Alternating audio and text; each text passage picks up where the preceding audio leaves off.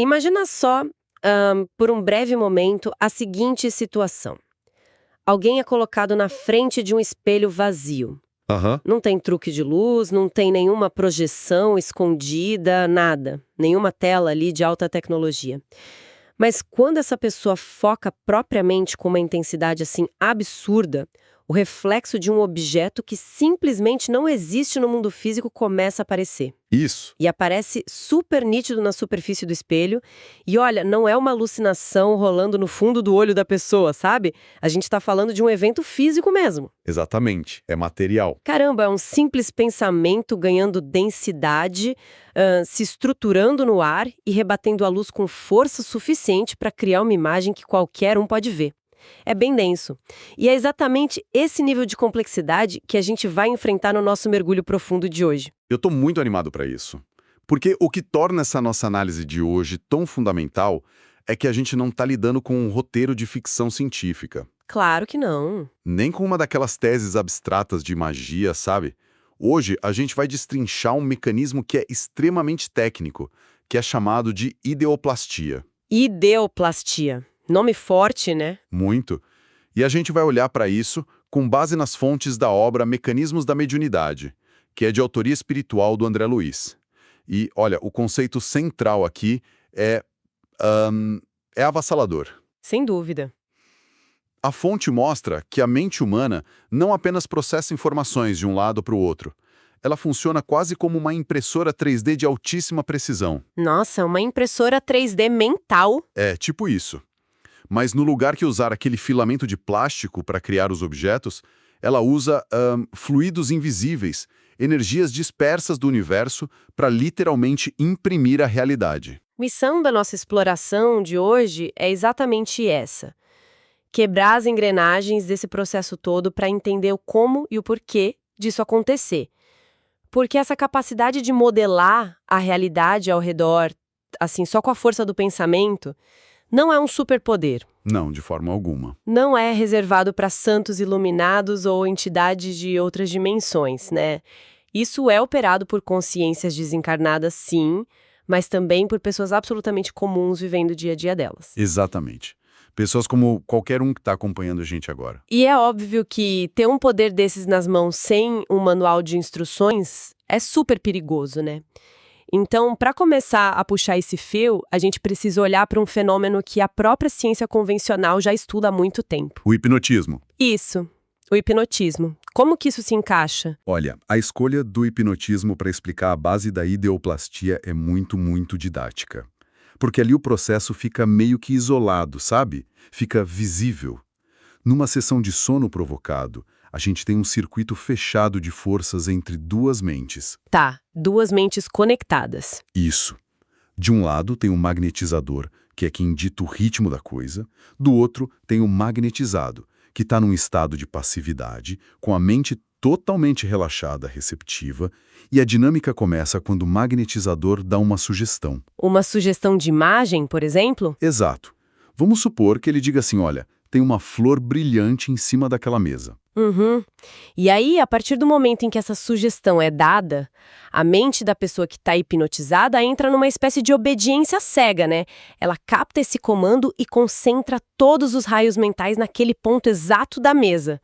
Mas aqui é que entra a minha principal dúvida. Certo, vamos desvendar isso. Vamos lá. A obra descreve que o hipnotizado plasma essa imagem, dando contornos para a flor. Mas, vem cá, quão físico é isso de verdade? É bem físico. Porque se a imagem reflete num espelho a ponto de deixar quem está no transe completamente assombrado com a realidade do negócio, isso deixa de ser puramente psicológico, concorda? Como que um pensamento pode rebater num vidro? Isso desafia toda a física que a gente aprende na escola. Pois é. Desafia a física clássica, sem dúvida. Mas não a física libratória que embasa esses mecanismos espirituais, sabe? A grande barreira para a gente entender isso é a nossa definição super limitada do que é a matéria. Como assim? É que, quando a gente pensa em matéria, a gente logo imagina átomos sólidos, né?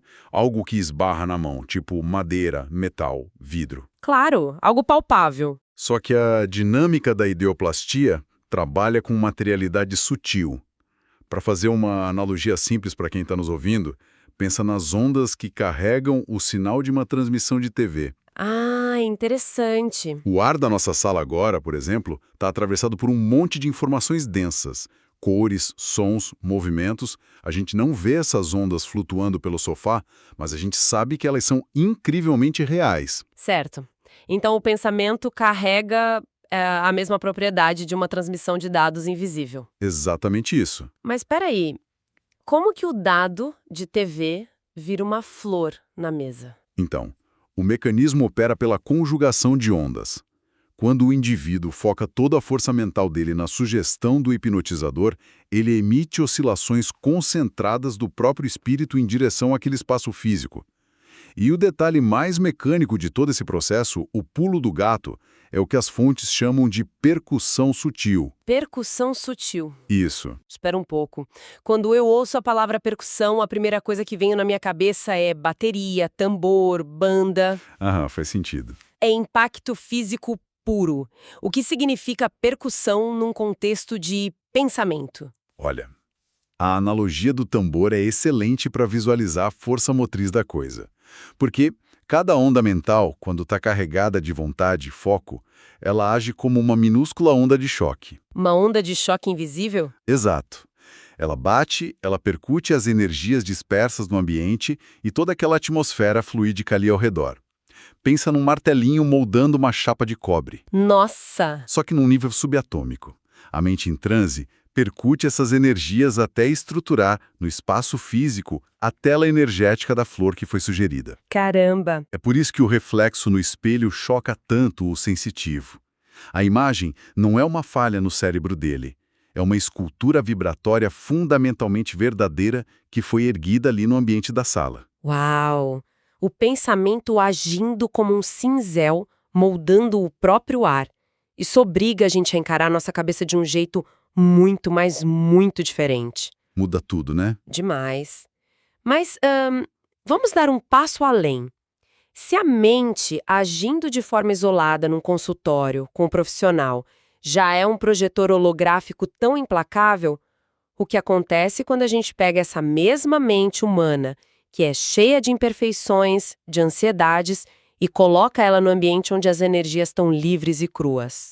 Aí o cenário complica. Pois é. E aqui a gente entra na questão das sessões de materialização de efeitos físicos. É o momento em que o famoso ectoplasma entra em jogo, certo? Certo. O ectoplasma é o grande catalisador aqui. Nas reuniões de efeitos físicos, a gente tem essa substância semimaterial, extremamente plástica, que se exterioriza do corpo do médium. Uma energia bruta, né? Muito bruta, e que exige uma manipulação finíssima, super delicada por parte dos instrutores espirituais, que são os mentores desencarnados que coordenam o trabalho.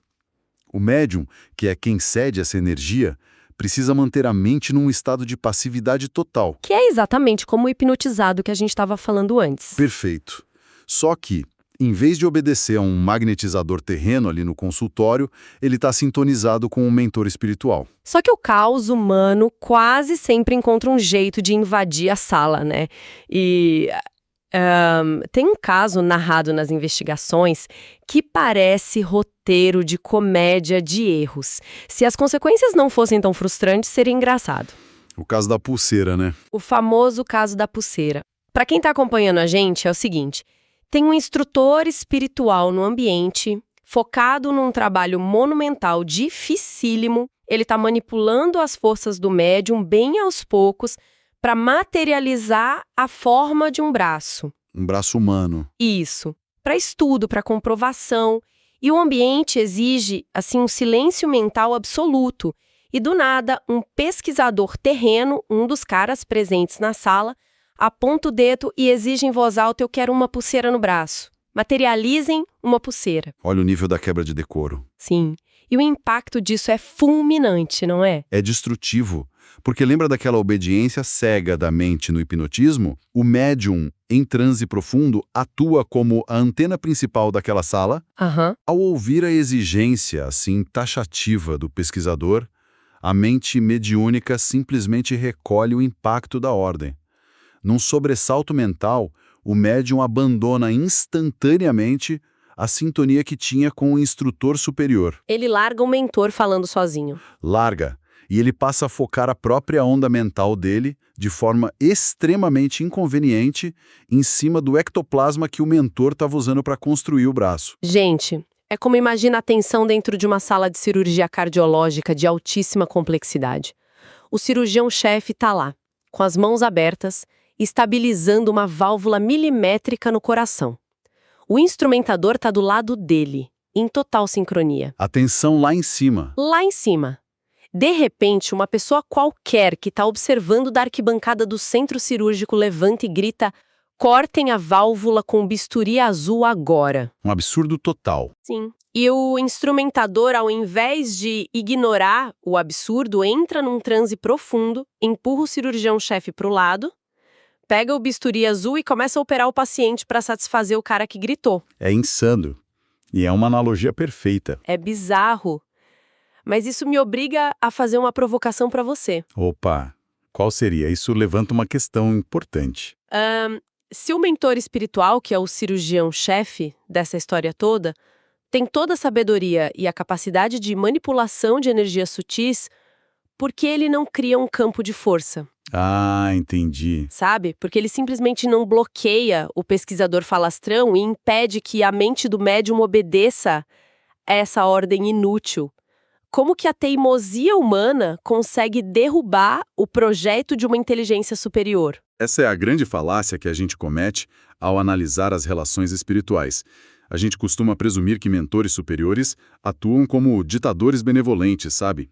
Que vão impor a própria força para garantir o resultado de qualquer jeito. A gente espera que eles resolvam tudo na marra, né? Pois é, mas a mecânica energética do universo opera por sintonia e permissão, não por coerção.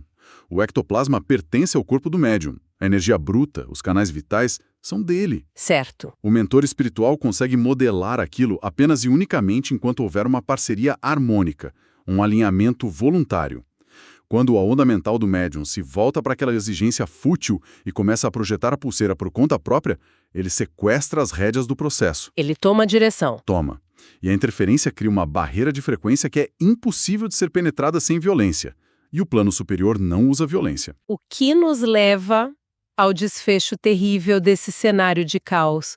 Porque quando a famosa pulseira finalmente aparece lá no braço, materializado, a pessoa que gritou provavelmente levanta a plaquinha de comprovado cientificamente. Com certeza. Vão comemorar. Vão.